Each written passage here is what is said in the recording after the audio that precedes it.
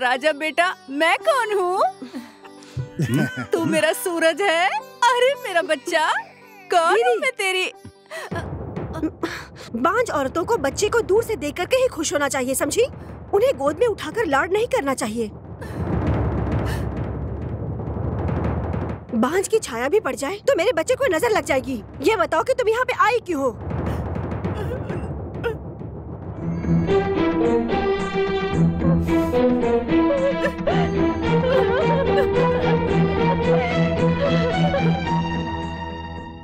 कांता, तुम अपना मन खराब मत करो।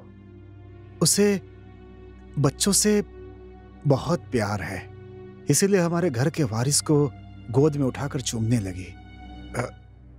सब लोग अपना शुभ कार्य जारी रखें। आहा, पहले बांझ ने आकर बच्चे को उठा लिया और अब ये चिकनी चुपड़ी बातें कर रहे हैं। सुनिए, मेहमानों के खाने का इंतजाम कीजिए।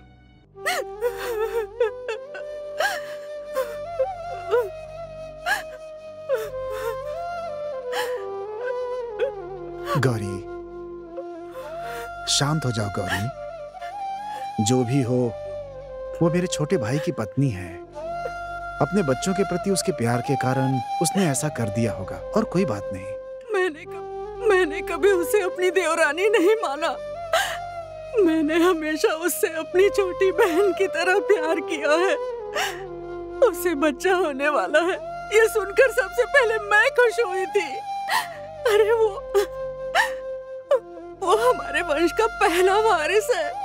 अरे मैं हमेशा उसके लिए भगवान से प्रार्थना करती रही हूँ कि वो हमेशा सुख और सौभाग्य से रहे, लेकिन कांता ने सबके सामने मेरा अपमान कर दिया जी।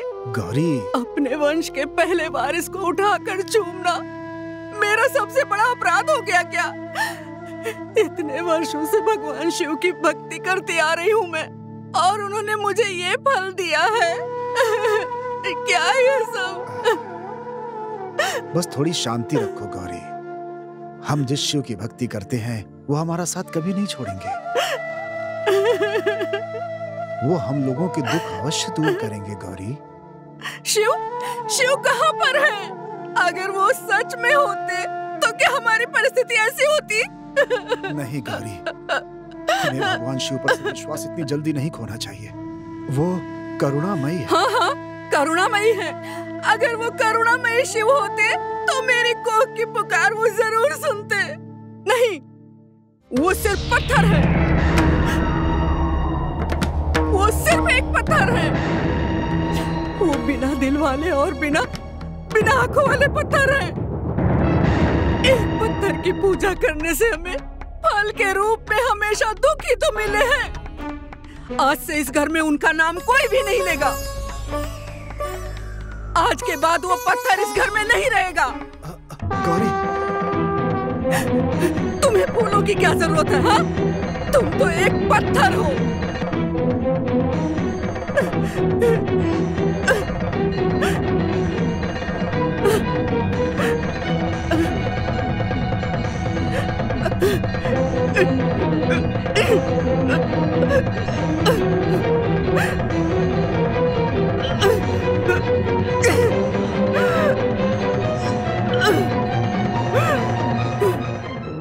स्वामी, ये कैसा अन्याय है? ये पूरी सृष्टि जब आपकी करुणा नेत्रों के एक झलक पाने का इंतजार करती है, ऐसे में ये स्त्री आपकी पूजा करने से मना कर रही है।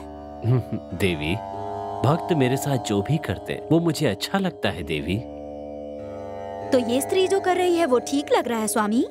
ये गुस्सा नहीं है देवी, संतान न होने का दुख इस प्रकार बाहर आ रहा है। ये बात तो है, तो आप इन्हें संतान सुख क्यों नहीं दे देते? हर चीज का एक समय निर्धारित है देवी। नंदी, गौरी मेरी बात सुनो। रुको बहन,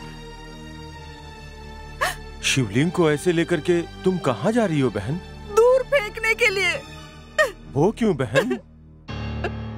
इस करुणाहीन पत्थर की पूजा मैं क्यों करूं?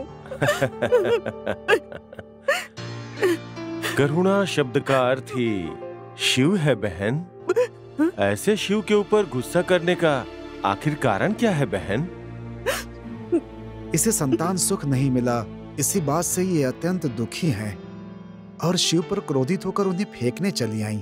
बहन, जो भी इस भूमि पे जन्म लेता है उसे अपने कर्मों का फल भुगतना ही पड़ता है। यही तो विधि का नियम है। हाँ?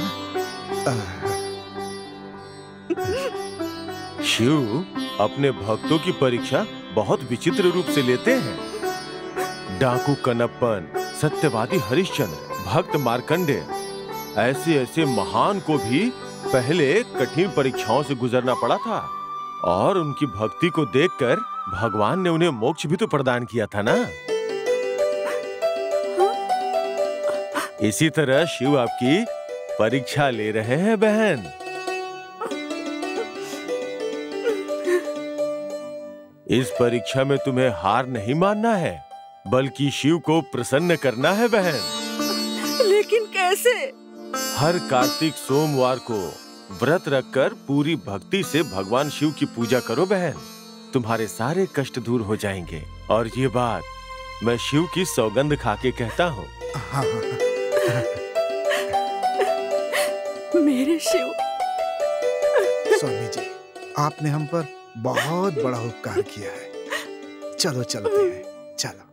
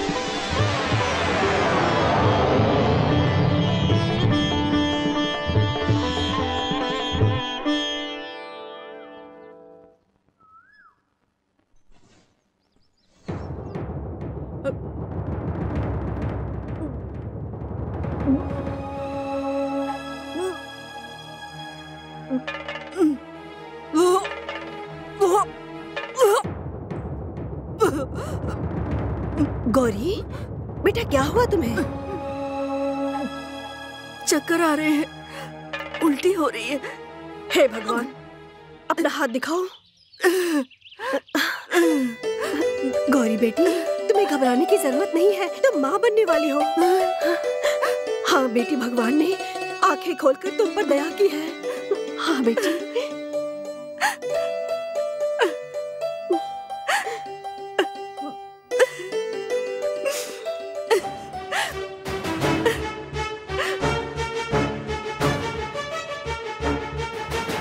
ना ना ना ना ना। बस बस बस, सुनिए। आप पान खाना बंद कीजिए और मेरी बात ध्यान से सुनिए। ऐसा कौन सा पहाड़ टूट गया जो पूरा घर सिर पे उठा लिया? मैं आपको बड़ी बात बताने वाली हूँ, आपको पता भी है? तुम बताओगी तभी तो पता चलेगा। तुम्हारे भैया पिता बनने वाले हैं। हाँ? सच कह रही हो तुम? कितनी बड़ी खुशखबरी दी है तुमने। तुम्हारे मुंह में घी शक्कर, सच में। तुम्हारे मुंह में घूल डालनी चाहिए। हा? क्या कह रही हो? और नहीं तो क्या, तुम्हें दुखी होने के बजाय तुम तो बड़े ही खुश हो रहे हो। अगर तुम्हारे भैया और भाभी को बच्चा हो गया तो वो भी इस जायदाद का वारिस बन जाएगा। फिर इतनी बड़ी जायदाद का वो अकेला हिस्सेदार बन जाएगा। इस गांव का जमींदार हमारा बेटा नहीं बल्कि उसका बेटा बन जाएगा। फिर आपको, मुझे, मेरे बच्चे को, सबको उनकी बातें मानकर चलना पड़ेगा। ऐसा कभी मैं होने नहीं दूंगा। चाहे कुछ भी हो जाए, मैं ऐसा नहीं होने दूंगा। मेरे भाई की सारी जायदाद मेरी होगी। गांव की सारी जमींदारी सिर्फ मेरी होगी। इसके लिए मैं कुछ भी करने के लिए तैयार हूँ। आप कुछ नहीं कर सकते। वो सारा काम मैं करूंगी। तुम क्या करने वाली हो? ये कालो बोलती नहीं है, करके दिखाती है। बस आप देखते रहिए। शिव शिव, देख रहे हो भृंगी, ये दोनों कितने दुष्ट प्राणी हैं। ये तो अपने सगे भाई से ही ईर्ष्या कर रहा है, धन से मोह कर रहा है ये। इसीलिए तो शिव प्रसाद को मारने के लिए कालो निकल पड़ी है। छिछि, ऐसे लोगों को तो सही सबक सिखाना चाहिए। ऐसे लोगों को सबक सिखाने के लिए हमारे परम पूज्य महान प्रभु गौरी के गर्भ में पल रहे हैं।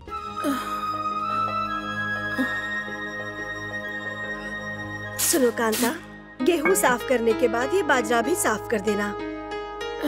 हे भगवान शिव, हे परमेश्वर। अभी बताती हूँ।